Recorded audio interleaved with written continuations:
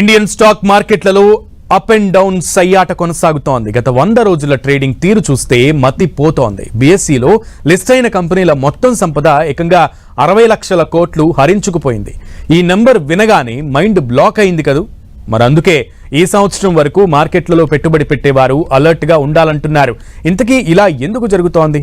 Watch the story.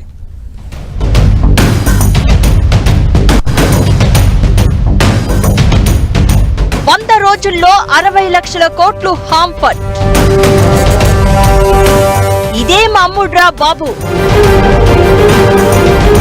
అసలు Indian stock market అంటే ఏమాత్రం లెక్కలేనట్లుగా అమ్ముతూ పోతున్న ఫారెన్ పోర్ట్ఫోలియో ఇన్వెస్టర్లు.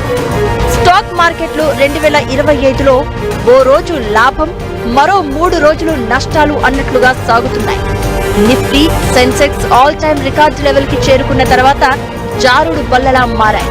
సెప్టెంబర్ 27న BSE stocks market capitalization value 413.84 లక్షల కోట్లు కాగా సంక్రాంతి నాటికి 414.23 లక్షల కోట్లకు తగ్గిపోయింది.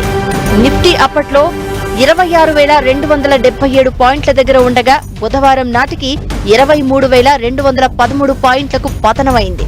అలా నిఫ్టీ దాదాపు 12% పతనమైంది. సెన్సెక్స్ 85,978 పాయింట్ల నుంచి 76,724 పాయింట్లకు జారింది. మార్కెట్ క్యాపిటలైజేషన్ అంటే మార్కెట్లలో ట్రేడ్ అవుతున్న మొత్తం షేర్ల విలువ పరంగా స్మాల్ క్యాష్, మిడ్ క్యాష్ కేటగిరీలైతే చెరో 13.5% నష్టపోయింది. మన ఇన్వెస్టర్లలో ఎక్కువ మంది ఇలాంటి షేర్లలోనే పెట్టుబడి పెడుతూ ఉంటారు. అందుకే ఇన్వెస్టర్లకు 2025 ఓ అలర్ట్ అయితే ఇస్తోంది. మార్కెట్లలో పెట్టుబడులు ఒడిదుడుకులకు లోనవుతాయి, తస్మాత్ జాగ్రత్త అనే సందేశమే అది. మరి మార్కెట్లలో ఇంతగా అమ్మకాల ఒత్తిడికి కారణమేంటి అంటే సింపుల్, ఎఫ్పిఐల అమ్మకాలే. విదేశీ కంపెనీలు మన దగ్గర కొన్న షేర్లను విక్రయిస్తూ ఉండడమే. ఇలా గత 100 రోజుల్లోనే 1,85,000 కోట్ల విలువైన షేర్లు అమ్మేశారు. అక్టోబర్ నుంచి జనవరి 12 మధ్యలో ఎఫ్పిఐలు షేర్లు విక్రయించగా, మరోవైపు రూపాయి మారకపు విలువ పతనం, క్రూడాయిల్ రేట్లు పెరగడం కూడా మన మార్కెట్లకు శాపంగా మారింది.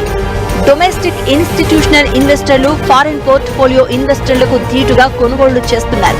దాదాపు 2,18,000 కోట్ల మేర షేర్లను దేశీయంగా ఈ ఇన్వెస్టర్లు కొనుగోలు చేశారు. అయితే మన ఇన్వెస్టర్లు ఎంతగా కొనుగోలు చేసినా సరే మార్కెట్లలో డౌన్ ఫాల్ కంటిన్యూ అవుతోంది.